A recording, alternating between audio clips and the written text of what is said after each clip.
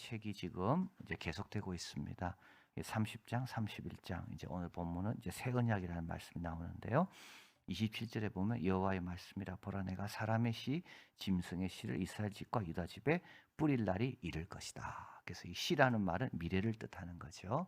예, 그래서 미래가 번성할 것인데 사람뿐만 아니라 짐승. 왜냐하면 짐승도 같이 이렇게 잘 새끼도 놓고 이렇게 젖도 나오고 해야지 사람의 생활이 윤택해지게 되기 때문에 그렇습니다. 그래서 하나님은 항상 뭘 주실 때 온전하게 이렇게 함께 주시는 거지 하나만 주시고 나머지는 이런 우리 하나님이 아니십니다. 우리 하나님은 참 이렇게 세심하게 돌보시는 우리 하나님이시거든요.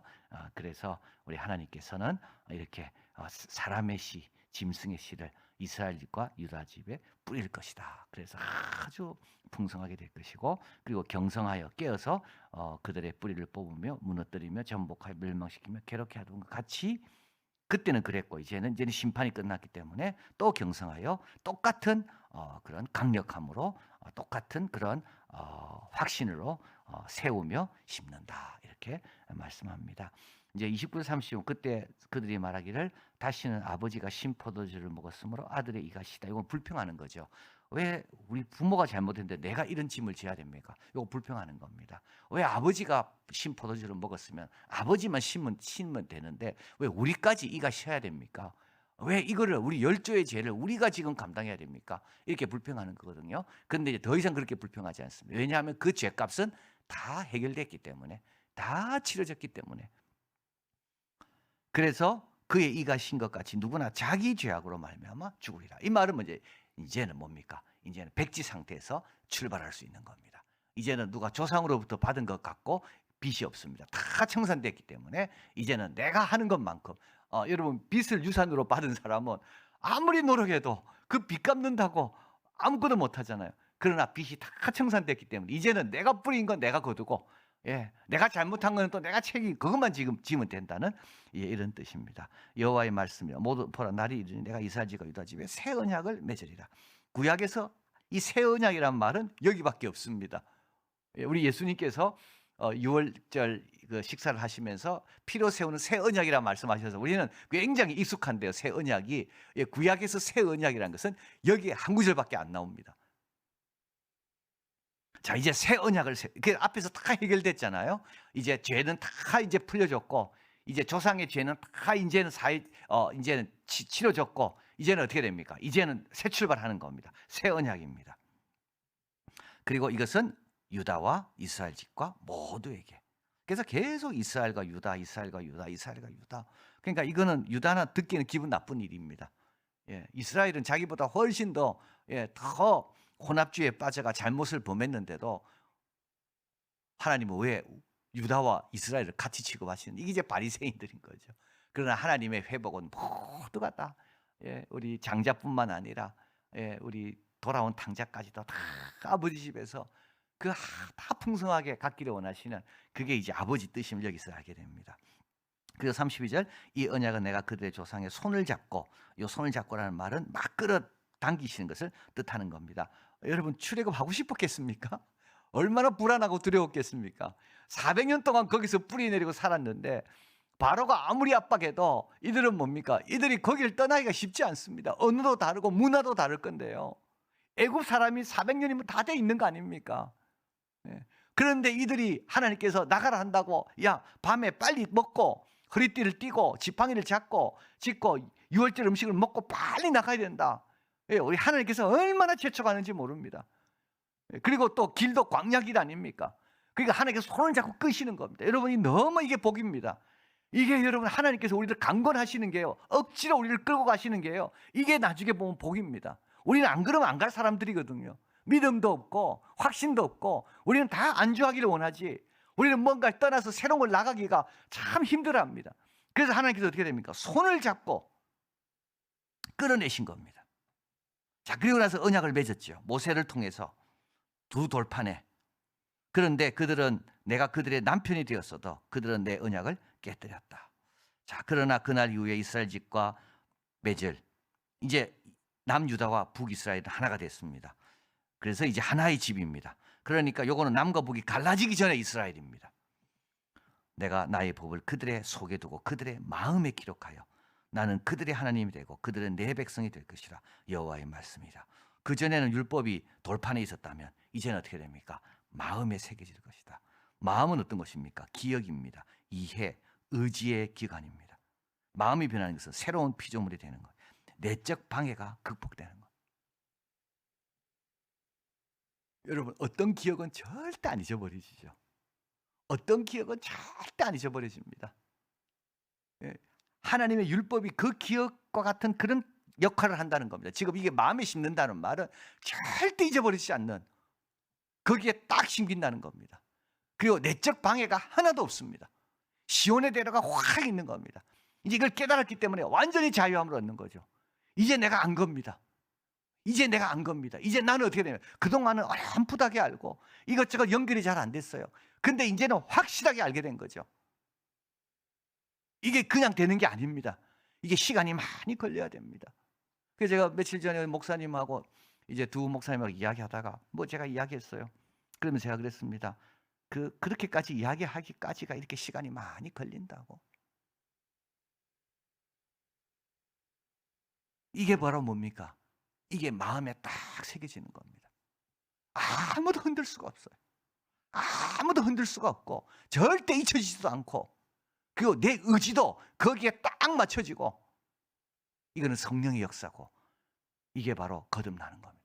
그래서 여러분, 우리가 하나님 말씀 듣고 교회 와서 기도할 때마다 하나님 내 기억 속에 딱 임박일 수 있도록, 금방 잊어버리면 안 돼요. 여러분, 내 기억 속에 딱 자리 잡을 수 있도록, 그리고 내 의지에 영향을 딱 미쳐서 나는 이제 그쪽 방향으로 살 수 있도록 내적인 방해가 더 이상 없습니다. 왜냐하면 너무 확실하고 너무 분명하고 너무 강하게 위치를 딱 차지하고 있으니까 이게 이제 마음에 딱 새긴다는 겁니다.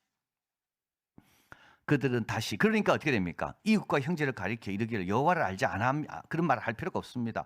강권할 필요도 없고요, 강요할 필요도 없습니다. 작은 자로부터 큰 자까지 다 나를 압니다. 작은 자부터 큰 자까지 기억의 중심에, 그들의 어떤 그런 생각의 중심에, 그들의 제일 중요한 부분에 뭐가 들어가 있습니까? 하나님 은혜와 말씀과 십자가가 딱 들어가 있습니다. 그러니까 어떻게 됩니까? 가르칠 필요가 없어요. 하나님과 이제 교제하면서 하나님 안에 거하면서 계속 앞으로 나가는 겁니다. 이게 뭡니까? 이게 여러분, 나중된 자가 먼저 되는 거죠. 처음에는 먼저 된 자가요 막 가리킬라 했습니다. 근데 가리킬 필요가 없어요. 만약에 가리킨다면 그 정도밖에 못 나가죠. 그러니까 나중된 자밖에 못 나갑니다. 만약에 우리가 가리킨다면. 근데요, 먼저 된 자밖에 못 나가죠. 그런데 나중된 자가 먼저 되는 이유는 뭡니까? 우리가 가리켜서가 아니에요. 우리가 가리키면 우리 수준밖에 안 돼요. 성령께서 역사하시는 거죠. 하나님께서 역사하시니까 그래야 되는 겁니다. 이걸 놓고 기도해야 됩니다. 우리 자녀들, 다음 세대들은 우리보다 더 나갈 수 있도록 하나님이 인쳐주시도록 그렇게 기도해야 되는 거예요. 하나님께서 거기에 강력하게 역사해서 정말 우리보다 더 열심히 기도하고 우리보다 더 열심히 금식하고, 우리는 생각도 못했는데 우리보다 더 헌신하고 우리보다 더 많이 주님 앞에서 울고. 여러분, 울음이라는 게 울으라고 한다고 됩니까? 야, 너 하나님 앞에서 울어. 여러분, 말로 됩니까? 안 됩니다. 가르친다고 안 됩니다. 가르친다고. 은혜 받으면요, 성령께서 역사하시면 우리는 냉랭한데 나중된 자는 다 풍성해지는 거죠. 이 가르침의 한계라는 게 이렇게 있습니다. 그래서 여러분, 우리는 다 스승이 아닙니다. 스승은 한 분밖에 없어요. 우리 하나님. 아버지는 한 분밖에 없어요. 우리 하나님. 지도자는 한 분밖에 없어요. 우리 그리스도인 거죠. 이걸 우리가 늘 기억해야 됩니다. 그래서 여러분, 아무 걱정하지 마시고요. 내가 더 앞으로 나가고 싶습니까? 내가 더 앞으로 전진하고 싶습니까? 그럼 성령이요, 나를 도와주십시오. 내 영혼을 새롭게 해주십시오.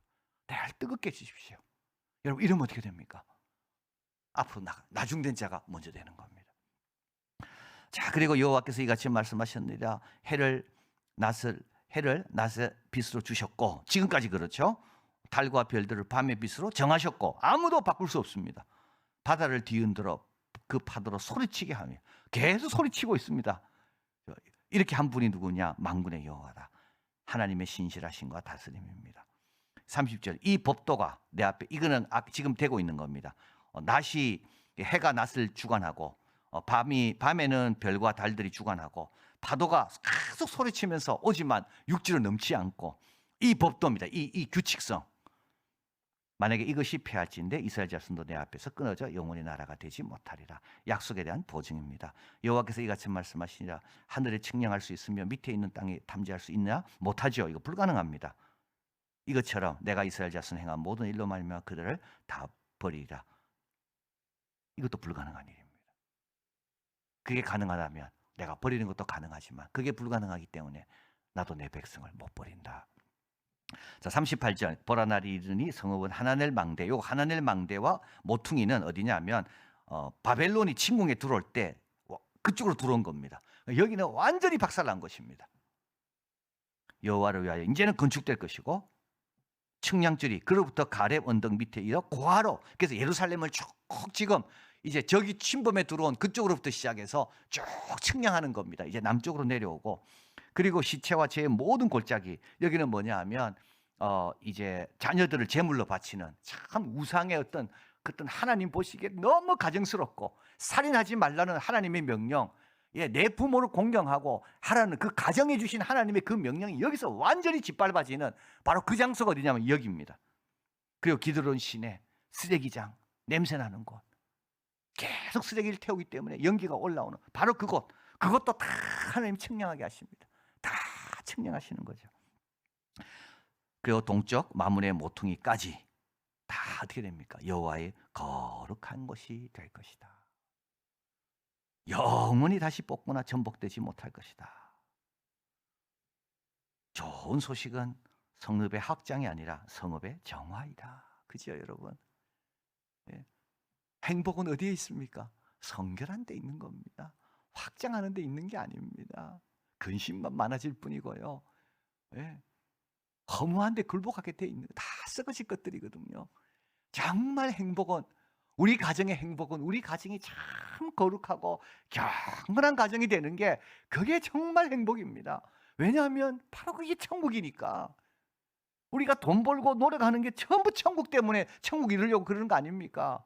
근데 천국은 거기 있지 않다니까요. 한번 보십시오. 다 무너지고, 그죠? 다 시체와 죄가 있는, 정말 하나님의 뜻과 계명이 짓밟혔던 이던 곳인데도 하나님이 다시 깨끗하게, 이게 바로 새 언약이죠. 깨끗하게 되는 겁니다. 자, 그래서 예루살렘은 돌로 만들어진 성벽이 필요 없습니다. 우리 하나님께서 거룩하게 하는 곳이 제일 안전한 곳이고요. 우리 하나님의 그 말씀이 성벽인 거고 요새인 거죠. 여호와의 임재가 있는 곳이 제일 안전한 곳입니다. 하나님이 계시는데 어떻게 양과 이리가, 목자가 있는데 어떻게 감히 넘보겠습니까? 아예 도망치는 거예요. 아예 도망치는 거예요. 자, 회복의 목적은 말씀을 사모하고 순종하는 데 있습니다. 예배드리는 곳이 거룩하게 되는 곳에 있고, 모든 구성원이 하나님을 알고 그의 계명을 지키는 데 있습니다. 여러분, 땅이나 나라나 물질의 회복이 아니고요, 이스라엘의 회복, 하나님의 회복은 영적인 상태, 관계, 약속이 회복되는 겁니다. 하나님께서 우리 가정에 약속을 다시 주실 때, 이때 뭐가요? 이게 진정한 회복인 겁니다. 소망이 있는 겁니다. 그리고 영적으로 내가 하나님 앞에 깨끗한 것이, 그래서 고난이 있을 수도 있어요. 영적으로 풍성한다고 해서 고난을 완화시키지 않아요. 그러나 고난을 바라보는 관점이 바뀌는 거죠. 이게 영적인 힘입니다.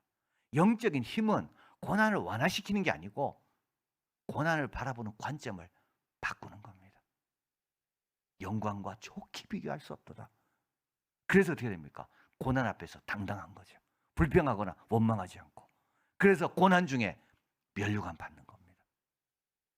이게 회복입니다. 내 마음의 회복. 기도하겠습니다.